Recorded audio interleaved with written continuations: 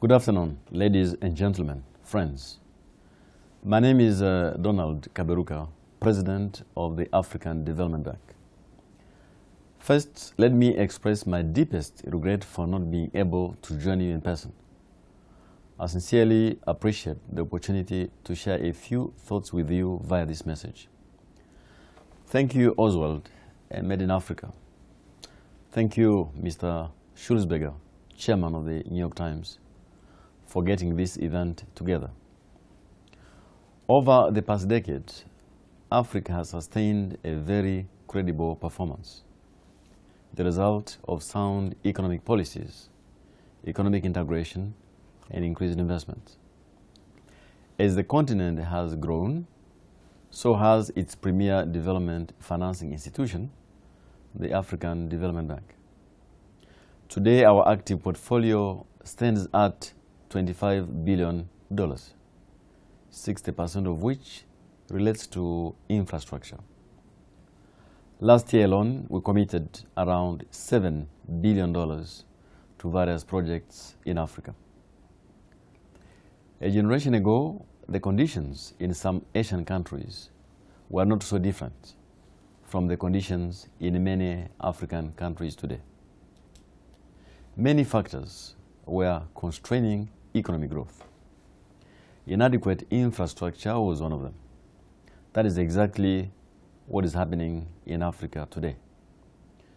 Poor infrastructure is shaving off 2% of GDP per year, lowering productivity of business by as much as 40%. That is $40 billion of lost output every year. As you know, public finances everywhere are under stress. There's not enough resources, public resources, to fund the infrastructure gap. That is why innovation is now more urgent than ever. African countries are ready to set the pace in that innovation. That is the idea of Africa 50 vehicle, which will be development-oriented but commercially run, providing returns to investors. My colleagues present at this launch will share additional information with you. We initially will target African institutional investors, pension funds, sovereign wealth funds, and others. The African Development Bank will fully play its part through equity, supporting project preparation, and through a service level agreement to provide the vehicle with support in our specific and proven capabilities.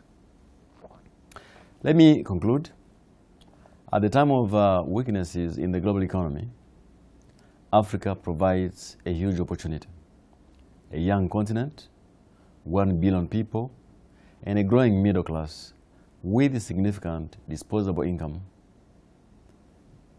But to turn this potential into reality, there are preconditions: peace and stability, economic integration, opportunity for all, human capital development, and overcoming the constraints related to infrastructure. That is what will unlock our potential for growth, trade, and investment. That is what we are doing in the African Development Bank, and we are prepared to play our part. I look forward to our partnership, and I thank you for being here.